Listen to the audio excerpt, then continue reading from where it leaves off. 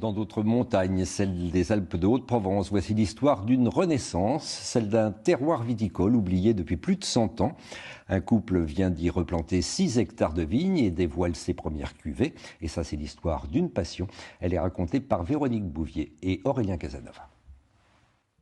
Recoloniser ces coteaux perchés à 560 mètres d'altitude, grâce à 11 cépages différents, un pari audacieux lancé il y a 4 ans par cet ancien sommelier passionné par la vigne.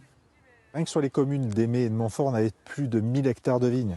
Aujourd'hui, le seul département des Alpes de Haute-Provence en possède 750. Donc il y avait vraiment un savoir-faire, une qualité qui était reconnue.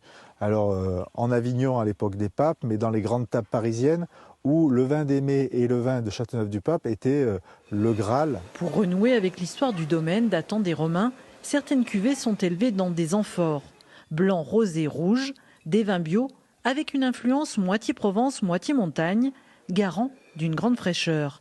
Et puis les arômes s'ouvrent. On va respirer bien en fait.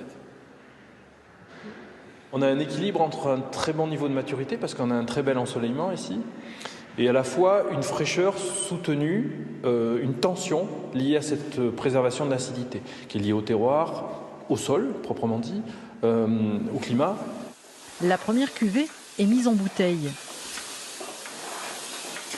Mais au-delà du cru 2020, ce petit domaine viticole devient le premier site œnotouristique des Alpes de Haute-Provence. Visite du chai et séjours seront possibles. On aime aussi transmettre, c'est ça aussi le but.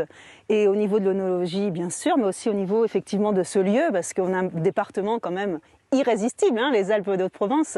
Donc on veut aussi promouvoir ce magnifique département, c'est le but.